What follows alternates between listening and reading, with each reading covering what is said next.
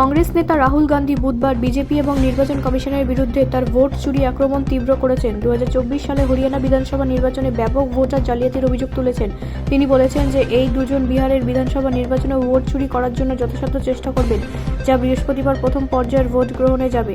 100% প্রমাণ দিয়ে তিনি যা বলেছেন তা দিয়ে সজ্জিত কংগ্রেস সাংসদ দাবি করেছেন যে 25 লক্ষ জাল ভোট, যা রাজ্যের ভোটারদের প্রায় 12% ভোট দেওয়া হয়েছে। তিনি অভিযোগ করেছেন যে কংগ্রেসের জয়কে পরাজয়ে পরিণত করার জন্য পদ্ধতিগত কারসাজি করা হয়েছে। হরিয়ানায় 2 কোটি ভোটার রয়েছে এবং তাদের মধ্যে 25 লক্ষ জাল। গান্ধী দিল্লিতে এক সংবাদ সম্মেলনে বলেন। তিনি আরও বলেন যে তার দল 5.21 লক্ষ নকল ভোটের এন্ট্রি আবিষ্কার করেছে।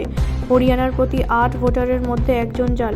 কংগ্রেস নেতা ভোটার তালিকার অসঙ্গতির অভিযোগে স্লাইড উত্থাপন করেছেন, যার মধ্যে একটি আকর্ষণীয় উদাহরণ হল একজন প্রাক্তন ব্রাজিলিয়ান মডেলের ছবি। ভোটার তালিকায় একাধিকবার সীমা, সুইটি এবং সরস্বতীর মতো বিভিন্ন নামে দেখা গেছে এবং তিনি 22 বার ভোট দিয়েছেন বলে অভিযোগ রয়েছে।